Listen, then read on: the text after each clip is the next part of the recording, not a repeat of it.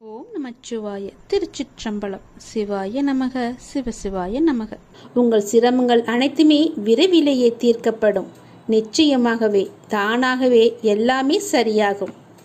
நீ தோற்றுக்கொண்டே இருந்தாலும் நீ கவலைப்படக்கூடாது. நீ கவலைப்படாதே.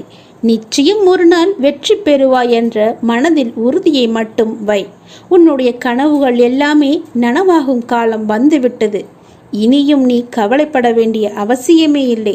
தோற்றுக்கொண்டே இருக்கிறோமே என்று ஒரு நொடி கூட நினைக்காதே. உனக்கு வெற்றி வாய்ப்புகள் பல வந்து கொண்டே இருக்கின்றன வரிசையாக. உன்னை சுற்றி உள்ளவர்களின் உண்மை முகத்தை நீ பார்த்திருப்பாய். அது அவர்களின் கரும வினை. அவர்கள் மீது நீ கோபமோ எரிச்சலோ காட்டாதே. புன்னகையுடன் விலகியே இரு. இனி உனக்கு நல்ல காலம் ஆரம்பித்து விட்டது. நான் சொல்கிறேன். உன்னை பெற்றெடுத்த தகப்பன் நான் சொல்கிறேன். உனக்கு நல்ல காலம் நெருங்கிவிட்டது.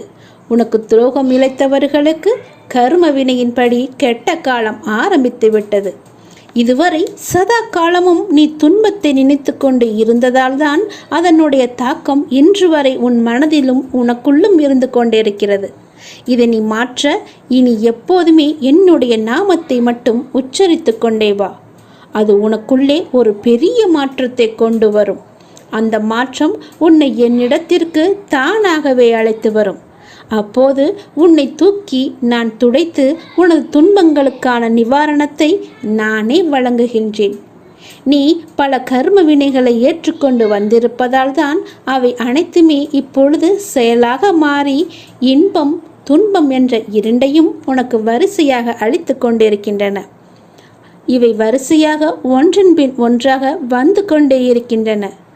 ஆனாலும் என்னுடைய துணை கொண்டு துன்பங்களை எல்லாம் சுலபமாக நொடி பொழுதில் நீ கடந்து விடுவாய். கடந்தும் செல்லலாம். அதற்கு தேவை நீ செய்ய வேண்டியது என்னுடைய நாமத்தை மட்டும் உச்சரிப்புவதே. என்னுடைய நாமத்தை உச்சரித்து பொறுமையாக நம்பிக்கையுடன் என்னை நம்புவது மட்டும்தான் உன்னுடைய கடமை. மற்றது எல்லாவற்றையுமே பார்த்து கொள்வது என்னுடைய பொறுப்பு. நன்மை செய்து பழக்கப்பட்டவர்கள் தீமை செய்ய நினைத்தாலும் அவர்களால் செய்ய முடியாது தெரியுமா? நன்மையை செய்து கொண்டிருப்பவர்கள் தீமை செய்ய ஒரு நாளும் அனுமதிக்க மாட்டார்கள். உறுதியான பக்தியால் அனைத்துமே உனக்கு கிட்டும். இனி உன்னுடைய வாழ்வில் எல்லாமே சரியாகும். எப்படிப்பட்ட சூழ்நிலையிலும் நான் உன்னை கைவிட மாட்டேன். இந்த அப்பாவின் வாக்கு உண்மையானது. எப்படிப்பட்ட சூழ்நிலையும் நீ எளிதாகவே கடந்து விடுவாய். என்னை மட்டும் நீ நம்பு. உன் கூட நான் எப்பொழுதுமே இருப்பேன்.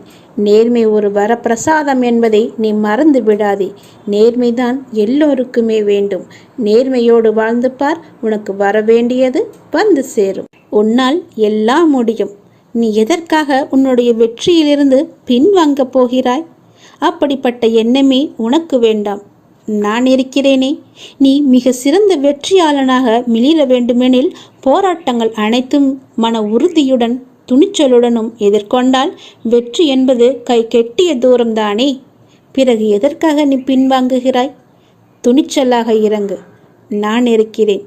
உன் மனது பற்றி உன்னை தவிர வேறு யாருக்குமே தெரியாது.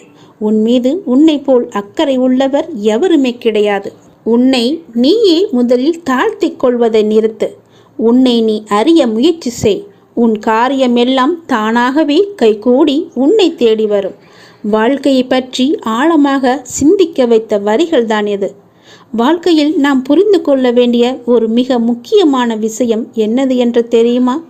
கடைசி வரைக்கும் ஒருத்தரை முழுசாக புரிந்து கொள்ள முடியாது என்றால் எவன் புரிந்து கொள்கின்றானோ அவன்தான் நிம்மதியாக இருப்பான். ஒருவரை உங்களால் முழுமையாக 100% புரிந்து கொள்ள முடியும் என்றால் அந்த மனிதரோடு உங்களால் உறவாட முடியாது. அது கணவன், மனைவி, அண்ணன், அக்கா, தங்கை, தம்பி, நண்பன், காதலி, இப்படி எந்த உறவாக இருந்தாலுமே சரி. வாழ்க்கையின் சுவாரஸ்யமே அந்த புரிதலை நோக்கிய பயணத்தில் இருக்கக்கூடிய சுவாரஸ்யம்தான். நமக்கு எளிதாக கிடைக்கக்கூடிய பலருக்கு இன்றைக்கும் கனவாகவே இருக்கிறது. மகிழ்ச்சி என்றால் என்னவென்று அதை அனுபவிக்கும் போது மனிதனுக்கு தெரிவது கிடையாது. அப்போது அவர்களுக்கு அலட்சியப்படுத்துவார்கள். அது இல்லாமல் போகும் போது பாருங்கள், அப்போதுதான் தெரியும். நேர்மையற்றவர்களும் உயர்கிறார்களே என்று நாம் எப்படி வருத்தப்படவோ ஆச்சரியப்படவோ கூடாதோ அதே போலத்தான். ஏனெனில் நம்முடைய நோக்கம் உயர்வும் அல்ல, நேர்மையாக இருப்பது மட்டுமே. ஒரு மணியைப் போல நல்ல செயல்கள் சொர்க்கத்தின் வாசலில் ஓசையை எழுப்பும். சில சமயங்களில் மலைக்கு ஒதுங்கி நிற்பதைப் போல. அதுபோலவே சில மனிதர்களிடம் ஒதுங்கி நிற்பதுதான் நம்முடைய வாழ்க்கைக்கு நல்லது. ஒருவர்களை கண்டால் உங்களுக்கு பிடிக்கவில்லையா? அவர்களிடம் வீணான வாக்குவாதத்தை விட்டு அவர்களிடமிருந்து நீங்கள் ஒதுங்கி வந்து விடுங்கள். அதுதான் உங்கள் வாழ்க்கையை செழுமையாக வைத்துக்கொள்ளும். அவர்கள் எது வேண்டுமானாலும் சொல்லட்டும், எதுவுமே நீங்கள் காதில் போட்டு கொள்ளாதீர்கள். கசக்கும் வேப்பங்காய் கூட பழுத்தால் இனிக்கிறது. கடைசி வரை பழுக்காத காயாய் சில மனிதர்கள் இருந்து கொண்டுதான் இருப்பார்கள். அவர்களை நம்மால் திருத்தவே முடியாது. என்ன செய்தாலும் அவர்களால் திருந்தவும் முடியாது. உன் தூய பக்தியினால் மட்டுமே நீ நினைத்தது நிச்சயமாகவே நிறைவேறும். உன் அப்பாவின் துணையோடு நிச்சயம் நீ நினைத்தது எல்லாமே உன் கைகூடி தானாக வரப்போகிறது. நேர்மை என்பது நமக்கு அப்பா கொடுத்த வரப்பிரசாதம். அதை எப்பொழுதும் தவறாமல் நாம் கடைபிடிக்க வேண்டும். தவறு செய்யக்கூடிய சந்தர்ப்பமும் வாய்ப்பும் நமக்கு வாய்த்தாலும் நேர்மையாகவே வாழ வேண்டும்.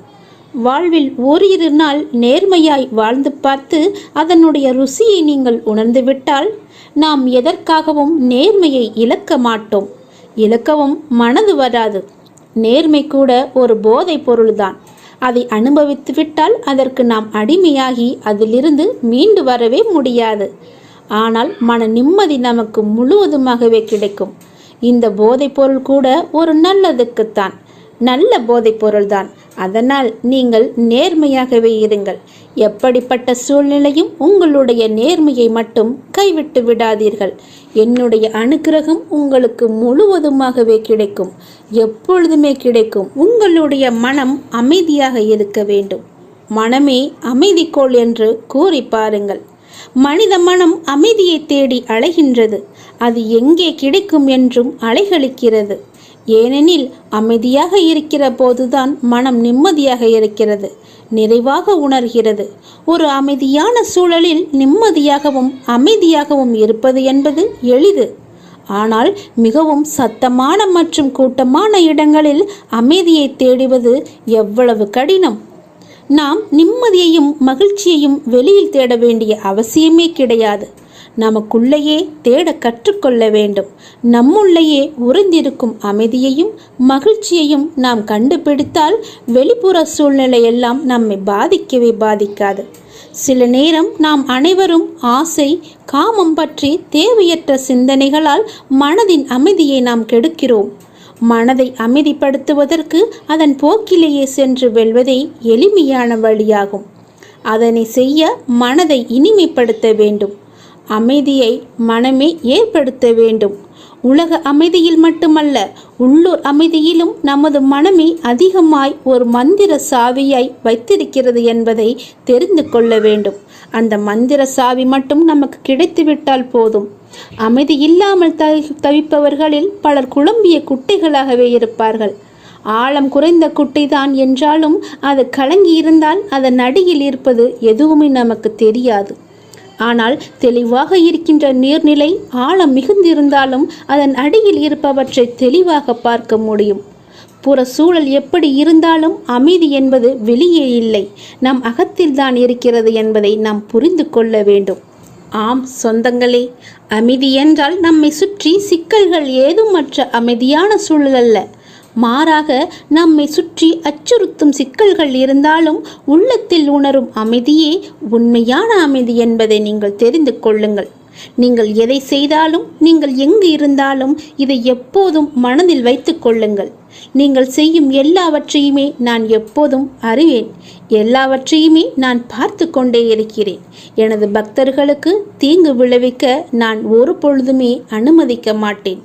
இது நீ பிறக்கும்போது உள்ள ஜாதக கட்டம். அதில் உள்ள ராசியை வைத்து உனக்கான எதிர்காலம் எப்படி இருக்கும் என்பதை நான் சொல்ல வந்திருக்கிறேன். நீ செய்ய வேண்டியது எல்லாம் எது தெரியுமா? எனக்காக கொஞ்சம் நேரம் ஒதுக்கி இதை கேள். உன்னை பற்றி நான் முழுமையாக சொல்கிறேன். உன்னுடைய மனநிலை எப்படி இப்போது இருக்கிறது என்று நான் சொல்கிறேன். முழுமையாக எனக்காக நேரம் ஒதுக்கி கவனமாக கேள். நீ எங்கிருந்தாலும் நான் உன்னுடன் இருப்பேன். உன்னுடன் மட்டும்தான் இருப்பேன். நீ இப்போது எந்த நிலையில் இருக்கிறாய் தெரியுமா?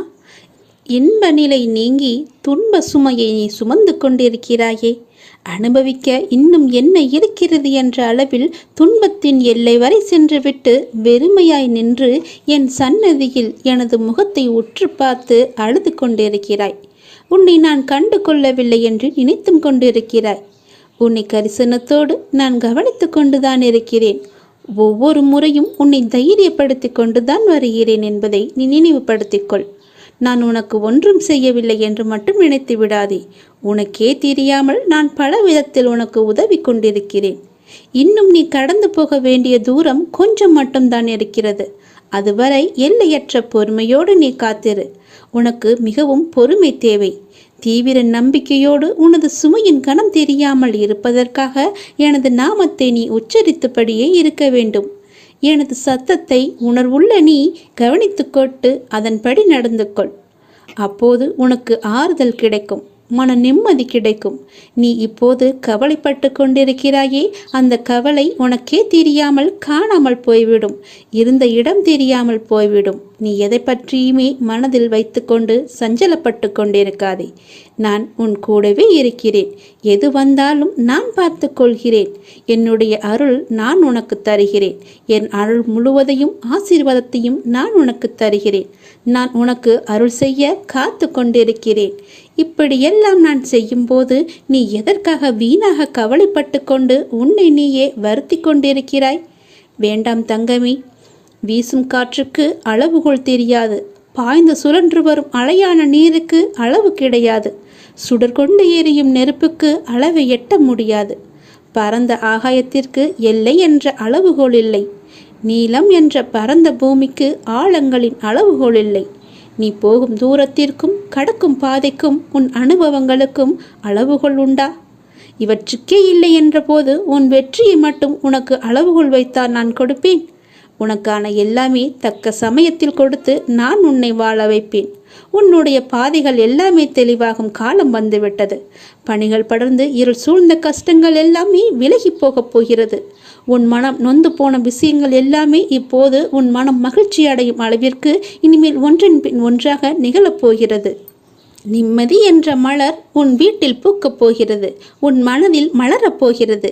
இனிமேல் தென்றலாய் வசந்தமாய் நீ எப்போதும் வசந்த காற்றை சுவாசிக்கப் போகிறாய். நீ எதற்காகவுமே பயப்படாதே, கலங்காதே. உன்னில் வெற்றி என்ற தீபத்தை நான் ஏற்றி காமிக்கிறேன். அகிலத்தின் ரூபமாய் நான் எப்போதுமே உனக்கு துணையாக இருப்பேன். இது நிச்சயமாகவே நடக்கும். எதை பற்றியுமே கவலைப்படாதே. இன்றைய இப்போதைய சூழ்நிலையை வைத்து எதிர்காலத்தை நீ தீர்மானித்து விடாதே. எல்லாவற்றையுமே நானே பார்த்து கொள்கிறேன். உன் அப்பா நான் இருக்கும்போது எதற்குமே நீ கவலைப்படாதே. உன்னை படைத்தது நான். உன்னை இந்த உலகிற்கு கொண்டு வந்தது நான். அப்படி இருக்கும்போது ஏன் எல்லாவற்றிற்கும் பயந்து கொண்டிருக்கின்றாய்? எல்லா முழு பொறுப்புமே என்னுடையது தானே. உன்னை படைத்த எனக்கு உன்னை காக்க எனக்கு எவ்வளவு நேரமாக போகிறது? நல்லது நடக்கும். நல்லது மட்டுமே நடக்கும். இன்று உனக்கு நடப்பது எல்லாமே எது நடந்தாலும் அது கடவுளின் அனுமதியோடு மட்டும்தான் நடக்கிறது என்று பொருள் உணர்ந்து கொள். இதை நீங்கள் கண்டனம் செய்தால் கடவுளின் விருப்பத்தை, கடவுளின் பேரறிவை, கடவுளின் தீர்ப்பை நீங்கள் விமர்சிக்கின்றீர்கள் என்றுதானே அர்த்தம். அவ்வாறு செய்யலாமா? அதை நீங்கள் செய்யாதீர்கள். அவர் அனுமதித்ததை நீங்கள் பெற்றுக்கொள்ளுங்கள். எதுவாக இருந்தாலுமே இது கடவுளின் செயல் என்று நினைத்து சந்தோஷமாக இருங்கள். உங்களுக்கு அமைதி கிட்டும். நம் விருப்பமா உலகை இயக்குகிறது? இல்லையே. கடவுள் பொருள்களை முழுமையாக பார்க்கிறார். மனிதன் பொருள்களை ஒரு பகுதியாக பார்க்கிறான். மனிதன் கடந்த காலம் மற்றும் எதிர்காலத்தில் இருந்து பிரிந்து நிகழ்ச்சிகளை நிகழ்காலத்தில் மட்டுமே பார்த்து கொண்டிருக்கிறான். கடவுளுக்கோ முன் நடந்ததும் தெரியும், பின் நடக்கப் போவதும் தெரியும், இப்போது நடக்க இருப்பதும் தெரியும். அதனால்தான் கடவுள் ஒற்றுமையை காண்கிறார், மனிதன் வேற்றுமையை காண்கின்றான். கடவுள் பூரணமான நியாயத்தை காணும்போது அதே தருணத்தில் மனிதனோ அதை காண்பதே கிடையாது. நீங்கள் கடவுளின் ஸ்தானத்தில் வைத்து பாருங்கள். நீங்களே கடவுள் என உணருங்கள். பிரபஞ்சம் முழுவதும் உங்களுக்கு படைப்பே என்றும் அனைத்தும் உங்கள் விருப்பத்தாலேயே நிகழ்கின்றன என்றும் உணர்ந்து கொள்ளுங்கள். உடனேயே உங்களுக்குள் அபரிமிதமான அமைதியும் ஆற்றலும் ஊற்றெடுப்பதை நீங்கள் உணர்ந்து கொள்வீர்கள். பிறர் நம்மை திட்டும்போது பிறர் உங்களை காரணமின்றி திட்டுவதாகவும் காரணமின்றி துன்புறுத்துவதாகவும் நீங்கள் கூறுகின்றீர்கள். அது உண்மையாக இருந்தாலும் கூட அதற்காக அலட்டிக் கொள்ளாதீர்கள். நிலைமையை பொறுமையுடன் சமாளியுங்கள். இக்கட்டான நிலைமைகளை சமாளிப்பதில் அமைதி ஒரு சக்தி வாய்ந்த ஆயுதம் என்பதை நீங்கள் காண்பீர்கள். யாராவது உங்களை திட்டினால் கண்களை மூடிக்கொண்டு பொறுமையாக இருங்கள்.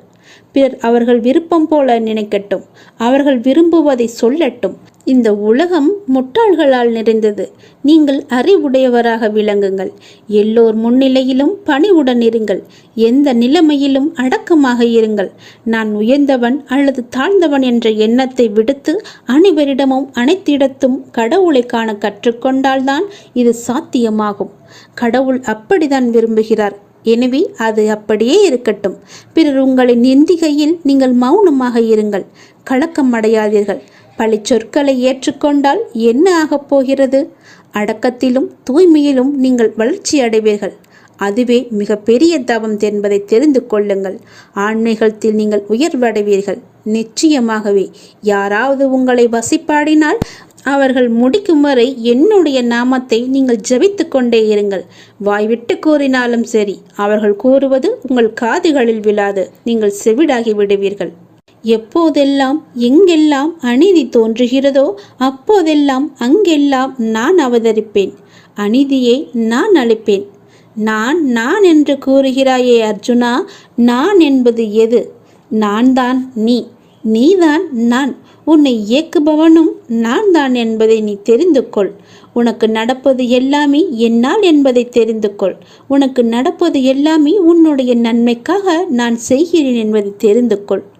எந்த பொருளையும் தீயிலிட்டால் முதலில் அது கருப்பாக ஆகும். பிறகு இன்னும் அக்னியுடன் போட்டால் நீற்று போகும், சுத்த வெளுப்பாக ஆகிவிடும். அப்புறம் தீயில் போட்டால் அது மாறாது. அதுவே முடிவான நிலை. இப்படி நீற்று போனதே திருநீரு.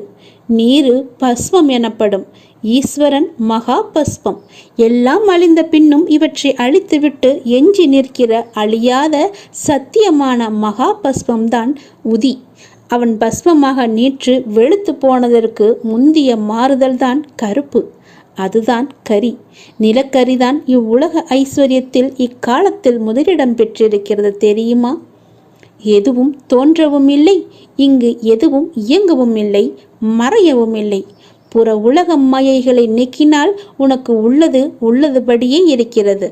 உங்கள் விவாதம் மௌனமாகவே இருக்கட்டும். மௌனத்தை விட சிறந்த விவாதம் ஏதுமே இருக்க முடியாது. அவரவர் விரும்பிய பதிலை அவரை பெற்றுக்கொள்ள உங்கள் மௌனமே ஆக சிறந்த விவாதமாக இருக்கட்டும். நீங்கள் அறிந்ததை கொண்டு கடவுளை வழிபடுங்கள். உனது உள்ளத்தில் இருந்து வழிபடுங்கள். வழிபாட்டிற்கு எந்த ஒரு விதிமுறையும் கிடையாது. உன் தாயை எவ்வாறு உனது தேவைக்கு நீ அழைப்பாயோ அதே அன்பும் அக்கறையுடனும் இயல்புடனுமே எனக்கு போதுமானது என்பதை தெரிந்து கொள்ளுங்கள். இந்த அப்பாவை அழைப்பதற்கு எந்த ஒரு சிறந்த வழிமுறை என்பதும் நான் வைத்து கொள்ளவில்லை. அன்பாக கூப்பிட்டால் போதும். நான் இருக்க பயமென்று உன்னை தேடி நான் ஓடோடி வந்து விடுவேன். உன் மனதின் குழப்பத்தையும் உன் வாழ்வின் சரியான பாதைக்குமே நான் இவற்றையெல்லாம் தந்து கொண்டிருக்கிறேன். உன்னை முழு திருப்திப்படுத்தவே நான் இதையெல்லாம் சொல்லிக் கொண்டிருக்கிறேன். உன் மனம் சஞ்சலத்தில் இருக்கும்போது என்னுடைய உதியை எடுத்து பூசிக்கொண்டு இருந்து பார். உன் மனம் தெளிவாகும். உனக்கு மாமருந்தே இதுதான். உன் மனம் உடனடியாகவே தெளிவடைந்துவிடும். உன் பார்வையே உனக்கான வெற்றி என்று தெரிந்து கொள். தன்னுடைய நிலை உணர்ந்து இன்ப துன்பங்களை சமநிலையில் எதிர்கொண்டு எதிர்பார்ப்பில்லாமல் வாழ்ந்து பாருங்கள். உங்கள் வாழ்வில் எதிர்பார்ப்பு இருந்தால் உங்கள் வாழ்க்கையே நிம்மதி இல்லாமல் போகிவிடும். இன்று இப்போது இந்த நொடிதான் நமக்கு உள்ளது என்று சந்தோஷமாக வாழுங்கள். எதிர்பார்ப்பு இன்றி வாழ்ந்து பாருங்கள். நிம்மதி நிலைத்து இருக்கும். உன்னுடைய தூய்மையான பக்தியினால் நீ எல்லாவற்றையுமே பெற்று சந்தோஷமாகவே வாழ்வாய். நீ நினைத்த விஷயங்கள் எல்லாமே சீக்கிரமாகவே உனக்கு கிடைக்கும். நீ சந்தோஷமாகவே இரு. தினசரி எனக்காக தினசரி 5 நிமிடம் மற்றவர்களுக்காக பிரார்த்தனை செய்யும் பொழுது நம்முடைய எண்ணங்கள் நேர்மறையில் செயல்பட்டு நல்ல மாற்றங்களை நமக்குள்ளே கொண்டு வருகிறது. நாம் நம்முடைய தேவைகளுக்காக எந்த வேண்டுதலும் இல்லாமல் அடுத்தவர்களுக்கு பிரார்த்தனையில் ஈடுபடும் பொழுது நம்முடைய தேவைகள் தானாகவே நிறைவேறிடும். யாராவது உன் கண் முன்னே கஷ்டப்பட்டு கொண்டிருந்தால் அவர்களுக்காக ஒரு 2 நிமிடமாவது அவர்களுக்காக வேண்டிக்கொள். அவர்களுடைய பெயரை என்னிடம் சொல்லிக்கொள். அது போதும். உன்னுடைய வேண்டுதல் தானாகவே நிறைவேறும். காலப்போக்கில் நமக்கு தேவை என்பதே இல்லாமல் நம்முடைய மனம் எப்பொழுதும் ஆழமான அமைதியில் அபரிமிதமான ஆசிகளுடனும் எப்பொழுதும் நிறைவாகவே இருக்கும். இப்படிப்பட்ட பிரார்த்தனையில் ஈடுபட எல்லோருக்குமே வாய்ப்பு அமைவதில்லை. ஆனால் நமக்கு இந்த வாய்ப்பு கொடுக்கப்பட்டிருக்கிறது. அதை நீ முறையாக முழுமையாகவே பயன்படுத்திக்கொள். இப்படிப்பட்ட பிரார்த்தனையில் ஈடுபட எல்லோருக்குமே வாய்ப்பை நாம் தரமாட்டேன். உனக்கு இந்த வாய்ப்பை நான் கொடுத்திருக்கிறேன். அதனால் இதை நீ பயன்படுத்திக்கொள். எல்லோருக்குமே நன்மையை மட்டுமே செய். நம்மையும் நம்மை சுற்றி உள்ளவர்களையும் உயர்த்த நமக்கான வாய்ப்பு இது என்று எண்ணிக்கொள். இந்த வாய்ப்பை நீ தவறாமல் பயன்படுத்தி நாம் உயர்ந்து நம்மை சார்ந்தவர்களையும் உயர்த்துவோம் என்று எண்ணத்தோடு செயல்பட்டுப்பார். உனக்கு வேண்டியது எல்லாமே தானாகவே வரும். எந்த தடங்களும் இல்லாமல் உன் கைகளில் வந்து சேரும். உளமாற உன்னுடைய மனதார பிரார்த்தனையில் ஈடுபடும் பொழுது நமது தீய கர்மாக்கள் எல்லாமே குறைந்துவிடும். அபரிமிதமான ஆசீர்வாதங்கள், எல்லா தெய்வங்களின் ஆசீர்வாதங்களும் உனக்கு தானாகவே வந்துவிடும். எப்பொழுதும் நேர்மறையான எண்ணங்களால் உன் மனதை நீ நிரப்பி வைத்துக்கொள். உன் வீட்டையும் நேர்மறையாகவே மாற்றி வைத்துவிடு. நீ பேசுவதும் நேர்மறையாகவே இருக்கட்டும். நீ முழுவதுமாகவே நேர்மறையாகவே மாறிவிடு. எதிர்மறை உனக்குள்ளே வராதபடி செய்து கொள். நேர்மறை இருந்தால் அந்த வீட்டில், அந்த இடத்தில் எதிர்மறைக்கு வேலையே இருக்காது. அடுத்தவர்களுக்கான இந்த 5 நிமிடம் நமக்கான மிக பெரிய ஆசீர்வாதம் என்பதை நீ தெரிந்து கொள். உணர்ந்து பயன்படுத்தி கொள்வதற்காக நான் உனக்கு இப்பொழுதே மனமார்ந்த நன்றிகளை நான் கூறிக்கொள்கிறேன். மற்றவர்களுக்காக நீ வேண்டுவதற்காக என்னுடைய நன்றி இது. ஏற்றுக்கொள். உங்கள் சிரமங்கள் அனைத்துமே விரைவிலேயே தீர்க்கப்படும். நிச்சயமாகவே தானாகவே எல்லாமே சரியாகும்.